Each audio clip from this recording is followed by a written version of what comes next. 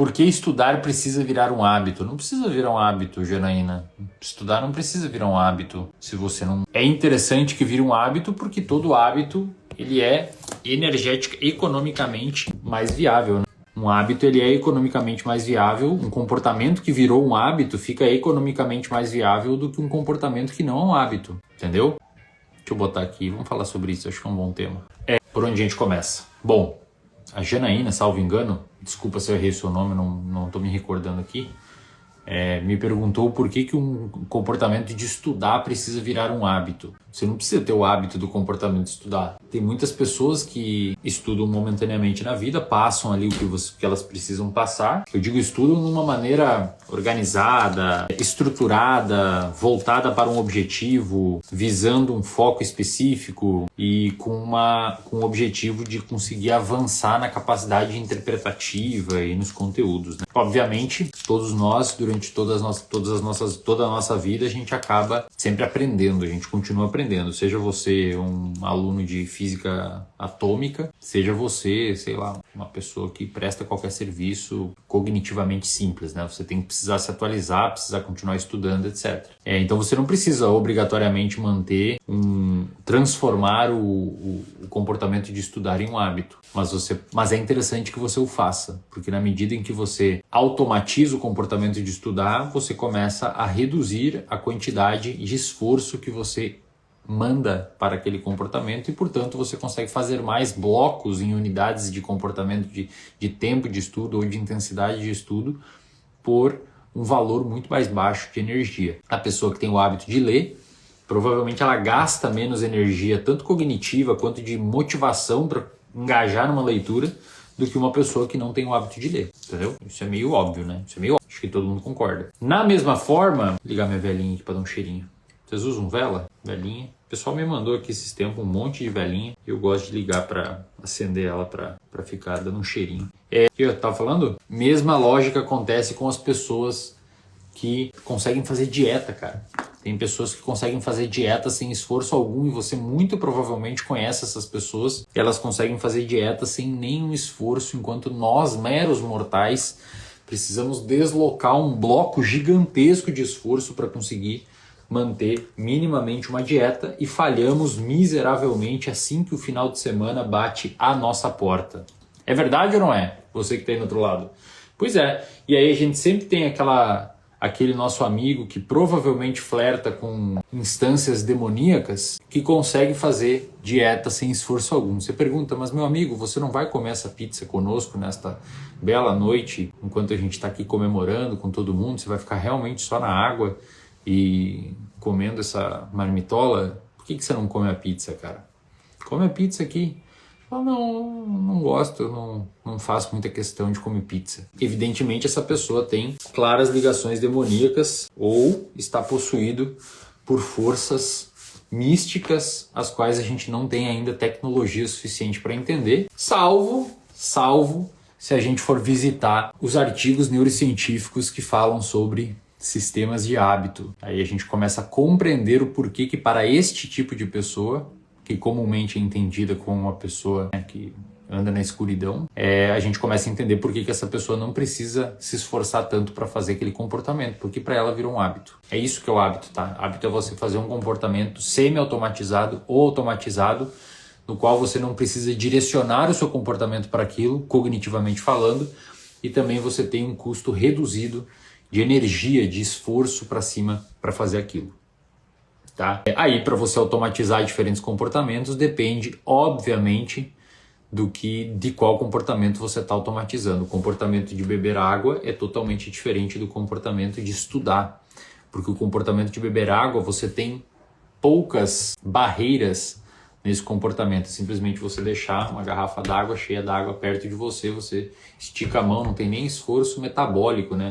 Esforço de glicose mesmo para você precisar pegar a garrafa. Diferente de um esforço e outra, a água é gostosa, não é difícil de tomar, né? Não é uma coisa aversiva, né? E outra coisa, outro comportamento totalmente diferente é o comportamento de estudar, né? Estudar é um comportamento totalmente diferente. E aí, por si só, não é só um comportamento, né? São vários, porque você pode estudar uma coisa que você gosta, você pode estudar uma coisa que você não gosta nem odeia, não gosta nem gosta, é uma coisa morna, e você pode estudar uma coisa que você ama. E aí estudar a coisa que você ama é provavelmente muito mais fácil de automatizar do que estudar uma coisa que você não gosta. Por uma questão bastante simples. Os nossos hábitos, eles são... Isso é uma coisa literal, tá? Quer dizer, não é literal porque não é borrifada, mas é literal do ponto de vista de necessidade desse neurotransmissor. Quando você vai experimentalmente no laboratório recriar a formação de um circuito de hábito em um animal, você pega um animal de laboratório, faz ele criar um hábito lá, um comportamento habitual, automatizado. Se durante esse processo de aprendizagem do hábito, você bloquear os receptores dopaminérgicos e em algumas áreas do cérebro colinérgicos desse animal, mas principalmente os dopaminérgicos, você tem a incapacidade de fixação da circuitaria daquele hábito. A circuitaria daquele hábito não fixa. Os neurônios envolvidos com a formação daquele hábito, eles não conseguem fazer um processo que a gente chama de LTP, ou Long Term Potentiate, ou no inglês de potenciação de longa duração. Acho que é isso, né? Essa potenciação de longa duração ela é necessária, isso é, em termos gerais, como se fosse o aprendizado a nível sináptico, e isso é necessário para que o seu neurônio se conecte mais fortemente com outros neurônios e, obviamente, disso resulte um aprendizado. Mas não só um aprendizado, tem que ser, para ser um hábito, um aprendizado facilitado na medida em que, uma vez que você se submeta de novo àquele estímulo que liberou esse comportamento inicial, o comportamento inicial liberado, ele custe metabolicamente, até em número de neurotransmissores, um volume menor de energia, de neurotransmissores, etc. Vocês estão acompanhando ou não? Estão acompanhando? Espero que vocês estejam acompanhando aí. Só um minutinho que o senhor aqui sai fora. Entendeu? Então, se você não tem, em linhas gerais, o neurotransmissor envolvido com motivação e, portanto, não tem motivação, o hábito a ser formado, ele vai ser, digamos que o processo de formação de hábito vai ser muito dificultado, né? Ou reduzido a probabilidade dele ser feito. Vai lá, Carol. Ele gosta de buscar os... Parece cachorro, você joga uma bolinha e ele busca. Então, beleza. E, obviamente, se você tiver um comportamento de beber água, você vai envolver menos circuitos cerebrais do que um comportamento de estudar. Beber água, você não precisa ativar uma série de circuitos envolvidos com atenção, até ativa, mas provavelmente numa grandeza muito menor do que, por exemplo, vou precisar estudar outra língua, ou precisar resolver um problema matemático, uma equação física, entender uma lógica química, ou estudar como que funciona a função das suas células pancreáticas. Então, claro, quanto mais complexo for o comportamento de estudar, maior vai ser a necessidade de recrutar intensamente as áreas do cérebro, e por isso, provavelmente, esse hábito vai ser mais difícil de você conseguir formar. Por outro lado, conforme você vai estudando, assim como acontece quando você está fazendo musculação, o comportamento de estudar, ele facilita o próximo comportamento de estudar, porque você está aprendendo alguma coisa. Então, na medida em que o seu cérebro vai formando novos circuitos, você precisa de um estímulo menor para ativar o mesmo circuito ali na frente. Isso é aprendizado, né? E o mais louco é que quando você vai olhar isso dentro da sinapse entre os neurônios, você consegue enxergar esse processo. E esse processo se dá como? Muita gente acha que é pela maior liberação de neurotransmissores, quando, na verdade, uma das regras básicas de neurociência é que não interessa muito o número de neurotransmissores que tem numa sinapse. Não interessa o número de dopamina, o número de serotonina, o número de glutamato, o número de GABA, o número de, sei lá, até outros, o óxido nítrico. Não interessa muito o número de substâncias químicas, principalmente neurotransmissores que tem nas sinapses.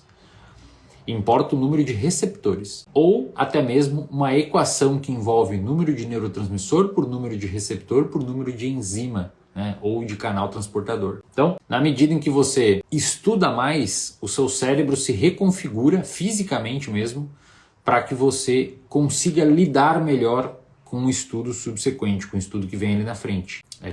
Com o próximo estudo. Assim como quando você vai para a academia, faz um supino, a sua região do peitoral, que no caso é o que esse exercício trabalha, a sua região do peitoral ela se modifica estruturalmente, as fibras e etc. se modifica, se recompõe, para que quando você for submeter aquelas fibras musculares ao mesmo estímulo, aquele estímulo, aquele mesmo estímulo, ele seja mais leve. É por isso que se você for sempre para academia e fizer supino com 10 quilos em cada lado, vai chegar um momento que esses 10 quilos vai ser muito leve para você. Concordam comigo ou não? Então tá bom. É praticamente a mesma coisa que acontece no seu cérebro. Você está acompanhando? É praticamente a mesma coisa que acontece no seu cérebro. Conforme você desafia, conforme você vai para cima, conforme você faz mais vezes, conforme você tenta outras vezes, o seu cérebro ele se molda à intensidade daquele estímulo ao qual você está submetendo ele, para que numa próxima vez aquilo se torne fichinha. Porém, o inverso também é verdadeiro. O que acontece na academia quando você para de treinar na sala de musculação? O que acontece com as suas fibras musculares, com a sua capacidade muscular? Ela começa a atrofiar. Concordam comigo ou não? Começa a atrofiar. Da mesma forma, se você botar um gesso em volta do seu braço, hoje nem sei se a galera usa gesso mais, né? Na verdade usa, né? O Pablo Marçal tá usando, então acho que o gesso ainda tá, se bem que deve ser digamos que um símbolo político pra galera lembrar que ele tomou uma cadeirada. Mas não sei, eu nunca mais vi gente usando gesso na rua. Será que o povo usa gesso ainda? Eu lembro que na época da escola a galera usava, a gente autografava o gesso e tal. Hoje deve ter uma tecnologia mais fácil, né, para resolver o problema. De qualquer maneira, se você impede o músculo de mexer por conta do gesso, eu lembro que a galera tirava o gesso e o bracinho ficava fininho, né, porque atrofiava. A mesma coisa acontece no seu cérebro, sabia? Se você parar de utilizar o seu cérebro, se você parar de submeter ele a um esforço cognitivo, com o tempo ele vai atrofiando. Obviamente, não necessariamente do ponto de vista físico, embora dependendo do nível, ele pode sim sofrer um atrofiamento físico. Isso ocorre principalmente não pela ausência de estímulo cognitivo, mas ocorre por um momento crônico de estresse. Eu sei que estresse crônico, anos de um estresse crônico pode atrofiar de fato o cérebro, e isso tem dados mostrando. Mas ele atrofia de forma funcional, né? As sinapses, em termos microanatômicos, elas acabam ficando atrofiadas pelo fato de você não estimulá-las. E aí eu convido você a uma reflexão. Se você vive na internet, se você vive lendo apenas headlines, se você vive lendo apenas capa de livro, ou se você não lê, se você não estimula, se você não se desafia, se você não vai para o próximo passo, se você não vai para o livro mais difícil, se você não vai para o artigo mais difícil, se você não vai uma casa a mais, se você fica só no raso, é análise, é videozinho de internet, é react de YouTube. Se você não vai para um nível um pouco mais profundo, você está sempre fazendo supino com 10 quilos, cerebralmente falando, entendeu? Você vai saber provavelmente muito sobre uma área, afinal de contas você está se doando para aquilo dali, mas você vai perder capacidade de insight, principalmente associativa de diferentes áreas. E aí, por consequência, vai ficar muito mais difícil, com o tempo, você ir para o próximo nível de aprofundamento nos seus estudos e, portanto, pode ser que você forme um hábito de leitura e etc., mas fique só naquele nível, né? Naquela profundidade. Essa é a lógica que vocês têm que entender, cara. Quanto mais vocês estudam, assim como a fibra muscular cresce na academia, o cérebro ele também se exercita. Não é necessariamente que ele cresce, porque como os neurônios são microanatômicos e você não necessariamente até tem um pouco de neurogênese, né, que é a formação de novos neurônios, mas é insignificativa pelos dados que a gente tem. Mas o mesmo neurônio ele cria novas conexões e o seu cérebro fica muito mais arborizado, politicamente. Entendeu? Um neurônio começa a ter mais pontas de conexão. E aí, obviamente, até a sua capacidade criativa, a sua capacidade analítica, a sua capacidade de leitura de cenário, ela começa a expandir. Isso tem um bônus, que você vive olhando um horizonte que muita gente não consegue ver, né? E isso tem um ônus, que é justamente você olhar um horizonte que muita gente não consegue ver. E você quer falar sobre aquele horizonte com muitos amigos e você não consegue. Eles não conseguem acompanhar o teu raciocínio. Só que você que está aí no outro lado e quer aprender a estudar, que foi a pergunta que acho que a Janaína me fez, você quer automatizar, criar o hábito de estudar, esse processo inteiro de subir esses degraus e fazer com que o seu cérebro fique, entre aspas, forte, ele precisa ser um processo valorizado, principalmente no contexto que você vive.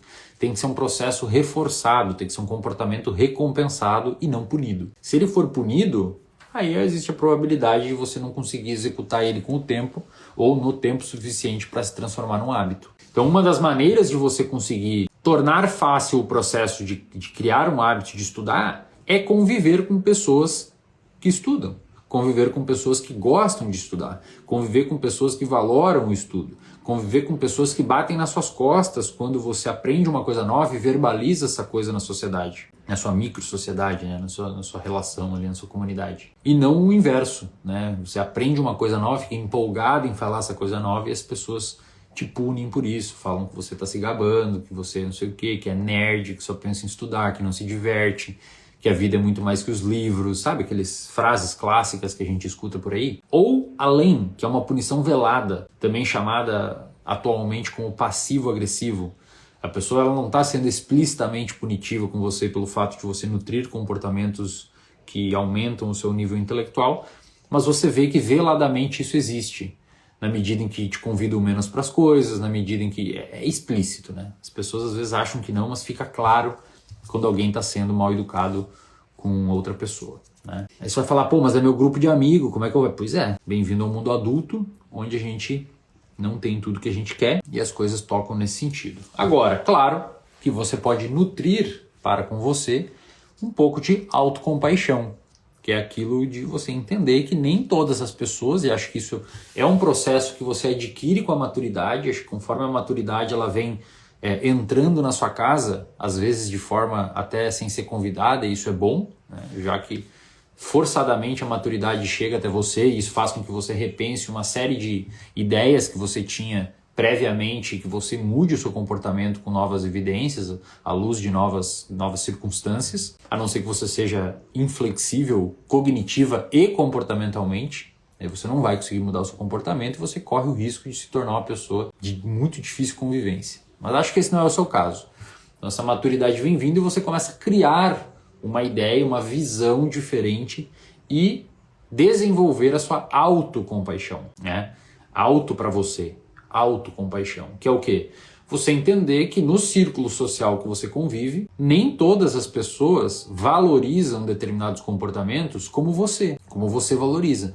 Nem todas as pessoas valorizam fazer dieta como você valoriza. Nem todas as pessoas valorizam ler como você valoriza.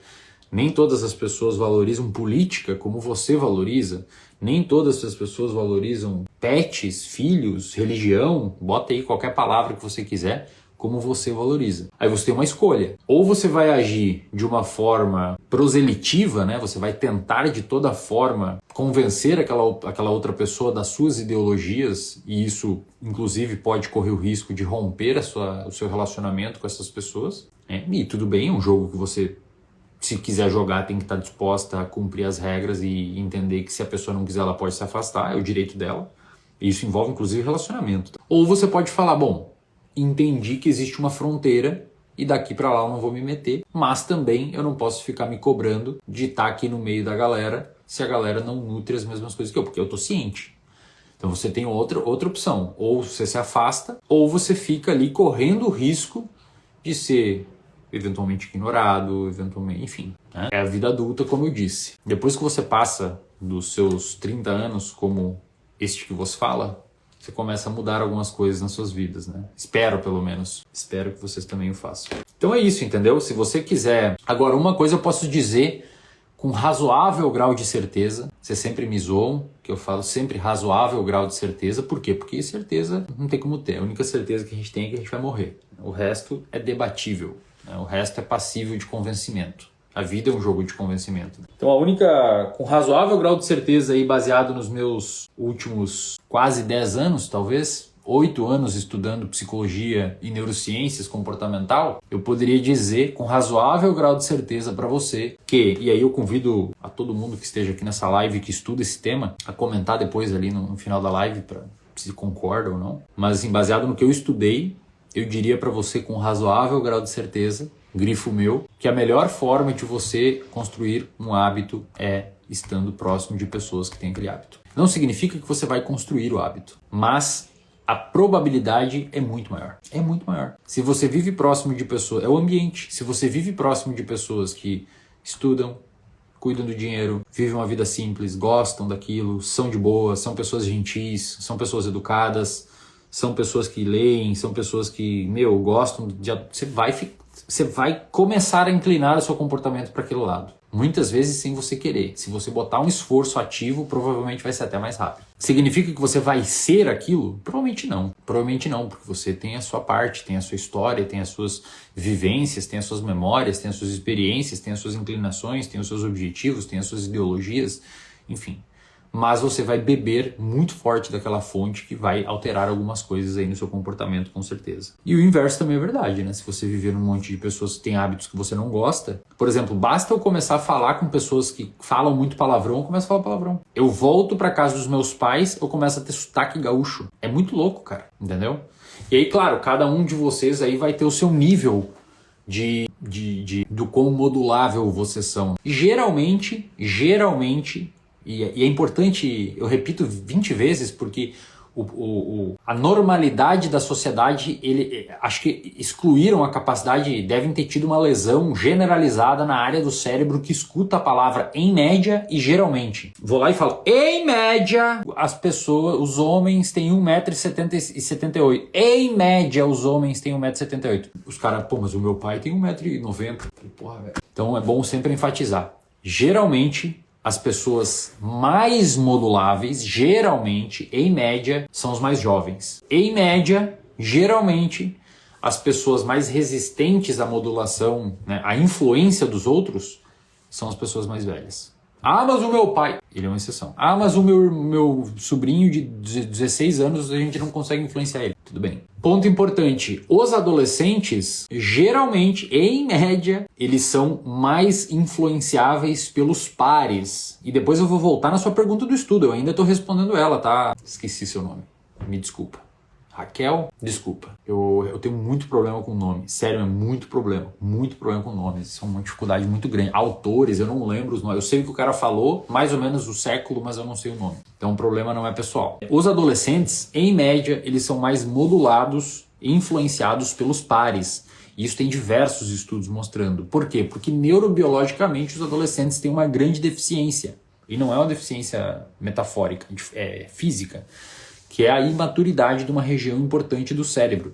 Uma região importante para justamente fazer uma análise de cenário e entender as consequências do seu comportamento num futuro próximo. É por isso que o adolescente é muito mais propenso a fazer coisas erradas. Estou tentando evitar palavrão aqui na minha rotina. Entendeu? Então, se um adolescente escuta de um par dele, de um outro adolescente, para falar, vamos fazer legal, experimenta isso daqui, ó, bota no seu nariz. Normalmente, né? Normalmente, come essa azeitona aqui. Esses comportamentos horríveis que normalmente as pessoas fazem, comer azeitona, utilizar droga, essas coisas. O adolescente ele tem uma maior probabilidade de cair nisso, tá? Em média.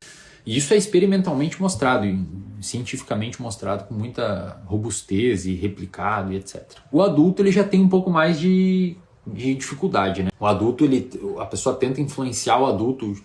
Um dos experimentos clássicos é um estudo onde um adolescente e um adulto estão jogando videogame, um jogo de carrinho, com fone de ouvido. O adolescente tem uns amigos falando, vai, acelera mais na curva.